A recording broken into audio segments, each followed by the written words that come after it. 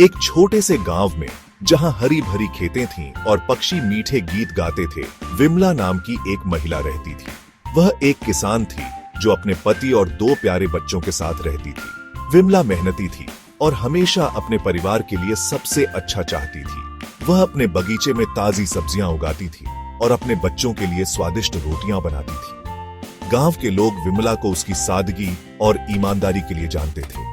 वह हमेशा दूसरों की मदद के लिए तैयार रहती थी, चाहे वह बीमार पड़ोसी की देखभाल करना हो या किसी की फसल काटने में मदद करना हो। हालांकि विमला में एक ऐसी कमजोरी थी जो कभी-कभी उस पर हावी हो जाती थी, घी के लिए उसकी असीम लालच। विमला को घी से बहुत प्यार था। उसे लगता था कि घी दुनिया की सबसे स्वादिष्ट चीज है। वह हर चीज में घी डालती थी, अपनी रोटी पर, अपनी दाल में, यहां तक कि अपनी सब्जियों में भी। हर भोजन के बाद वह अपनी उंगलियों को चाटती थी और मन ही मन और घी की कामना करती थी। घी के लिए विमला की यह चाहत इतनी बढ़ गई कि वह इसे पाने के लिए कुछ भी करने को तैयार थी। वह अपने पति से हर मौके पर घी लाने के लिए कहती थी। त्योहारों के दिनों में वह देवी देवताओं से प्रार्थना करती थी कि उन्हें ढेर सारा घी मिले।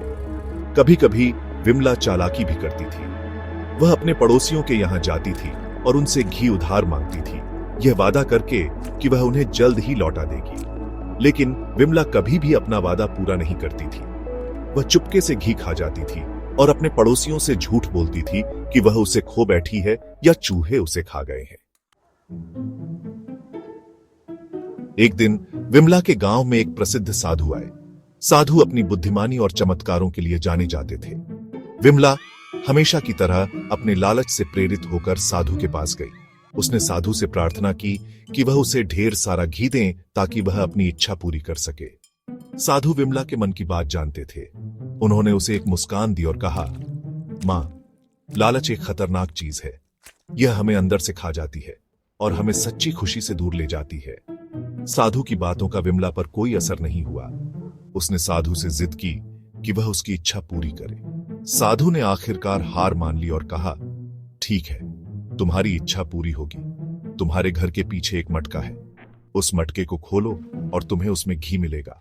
लेकिन सावधान रहना, लालच तुम्हें अंधा न कर दे। विमला खुशी से नाचते हुए अपने घर वापस आई। उसने जल्दी से अपने घर के पीछे जाकर मटका ढूंढा। उसे यकीन नहीं हो रहा था कि साधु ने उसकी इच्छा पूरी कर दी है। उसने जल्दी से मटका खोला और अंदर देखा। मटके में घी था, लेकिन यह साधारण घी नहीं था। यह गर्म, पिघला हुआ घी था। विमला अपने लालच में अंधी होकर मटके में गिर पड़ी। वह चीखी और चिल्लाई, लेकिन तब तक बहुत देर हो चुकी थी। गर्म घी ने उसे बुरी तरह जला दिया था। गांव वाले उसकी चीखें सुनकर दौड़ते हुए आए। उन्होंने विमला को मटके से बाहर निकाला और उसे वैद्य के पास ले गए। विमला कई दिनों तक दर्द में तड़ी अचपती रही। उसका शरीर जल गया था और उसका मन पछतावे से भरा हुआ था। विमला ने अपनी गलती समझ ली थी। उसे एहसास हुआ कि लालच ने उसे अंधा बना दिया था और उसे बहुत दर्द दिया था।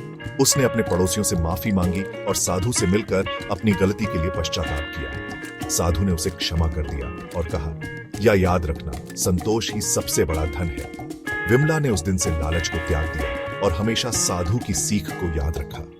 वह एक बदली हुई और खुश इंसान बन गई, जो अपनी जिंदगी में छोटी छोटी चीजों की कद्र करने लगी।